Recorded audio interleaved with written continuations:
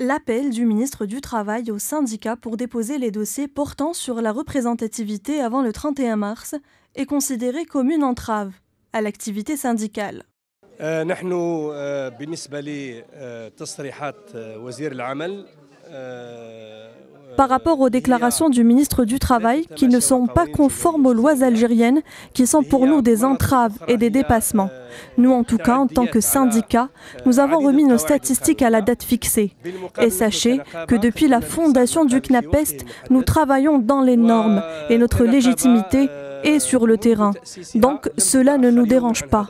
En revanche, la grève n'a rien à voir avec la représentativité, mais c'est plutôt un droit constitutionnel. C'est donc le droit de chaque syndicat de faire la grève.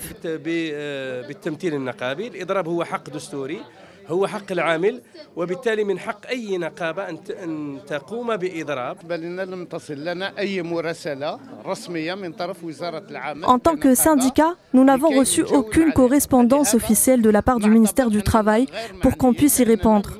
Pour cela, nous considérons que nous ne sommes pas concernés. D'autre part, de par ce que nous avons pu lire et entendre dans plusieurs médias au sujet de cette correspondance, nous considérons qu'elle n'est pas conforme à la loi. Les organisations syndicales qui ne produisent pas les éléments d'appréciation de la représentativité dans les délais réglementaires peuvent être considérées non représentatives, conformément aux dispositions de l'article 37 bis de la loi 90-14 susvisée, avertit le ministère.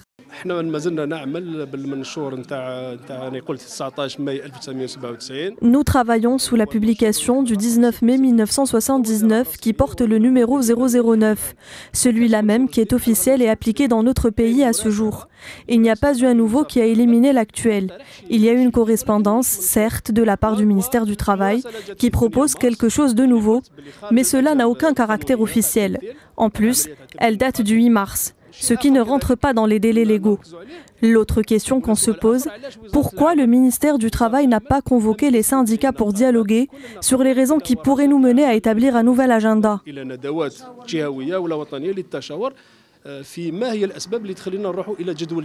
Il faut souligner que ce rappel du ministère vient après avoir diffusé la liste des syndicats agréés par la tutelle. Il vient également après des semaines d'agitation syndicale qui ont paralysé plusieurs secteurs tels que la santé et l'éducation.